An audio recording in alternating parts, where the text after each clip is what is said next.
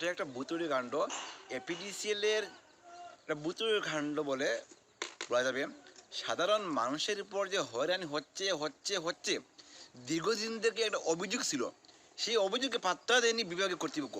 আজকে প্রত্যক্ষভাবে আপনারা দেখে ফেললেন যে পার্টিশনের বিল 12 লক্ষ টাকা প্রতিজন নাগরিকের হাতে অতিরিক্ত বিল ধরিয়ে দেওয়া হচ্ছে, সেটার প্রমাণ হলো আজকে। এবং আমি এই এপিডিসিএলের কর্মকর্তাকে দীক্ষা জানাই, নিন্দা জানাই, বিভাগীয় মিনিস্টারকে নিন্দা জানাই। বিভাগীয় মিনিস্টারের এই চরম অবহেলার জন্য আজকে এই বিদ্যুৎ বিভাগের এই অবস্থা। সেই হেতু মাননীয় মুখ্যমন্ত্রীকে আমি অনুরোধ করি, যে কর্মদক্ষ মুখ্যমন্ত্রী বলা হয় যাকে, ওনাকে আমি অনুরোধ করি হস্তক্ষেপ করে, বিশেষ করে করিমগঞ্জের এপিডিসিএল, নিলামবাজারের এপিডিসিএল হস্তক্ষেপ করে বিহিত ব্যবস্থা নেওয়ার জন্য অনুরোধ করছি।